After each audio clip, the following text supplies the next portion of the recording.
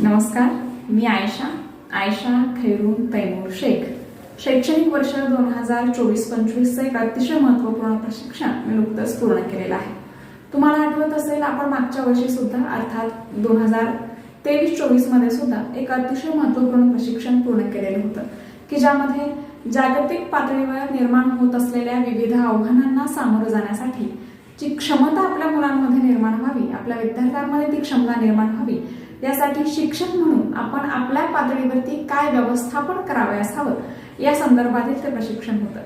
यावर्षी सुद्धा राष्ट्रीय शैक्षणिक धोरण 2020 अंतर्गत तब्बल 34 वर्षांनी भारताच्या शिक्षण व्यवस्थेमध्ये मोठ्या प्रमाणावर बदल होत आहेत आणि त्या अनुषंगानेच राज्य संशोधन व प्रशिक्षण परिषद महाराष्ट्र पुणे यांच्याद्वारे शालेय पातळीवरील सर्वच शिक्षकांच्या क्षमतेमध्ये वृद्धी करण्यासाठी शिक्षक क्षमता वृद्धी प्रशिक्षण 2.0 चे आयोजन करण्यात आलेले होते। आणि त्यामध्ये या नवीन शैक्षणिक धोरणांतर्गत आपण नेमके कुठले बदल करतोय या संदर्भातली चर्चा, या संदर्भातलं मार्गदर्शन करण्यात आलं। त्यापैकी काही महत्त्वपूर्ण बदल आपल्या पुढे मांडते की आता नवीन शैक्षणिक वर्ष जून पासून नाही तर 1 एप्रिल पासून सुरू होणार आहे। इयत्ता 6वी पासूनच मुलांना व्यावसायिक शिक्षण द्यावयाचं आहे आणि शैक्षणिक आराखडा सुद्धा बदललेला आहे की 5+3+3+4 असा हा आराखडा असणार आहे।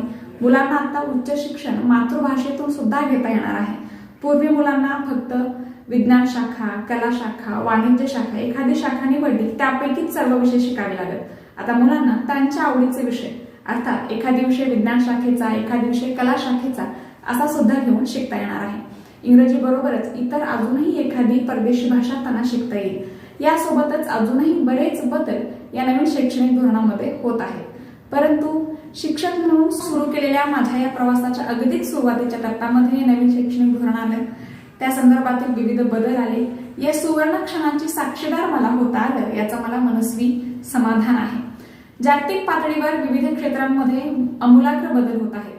या आव्हानांना सामोरे जाण्यासाठीची क्षमता आपल्या मुलांमध्ये, आपल्या विद्यार्थ्यांमध्ये निर्माण करण्याची जबाबदारी आपलीच आहे। राष्ट्राच्या शैक्षणिक प्रगतीमध्ये खारीचा वाटा उचलता येईल याचे समाधान सुद्धा आहे। या बदलांसाठी तुम्हा सर्वांना खूप खूप शुभेच्छा देते आणि थांबते। धन्यवाद।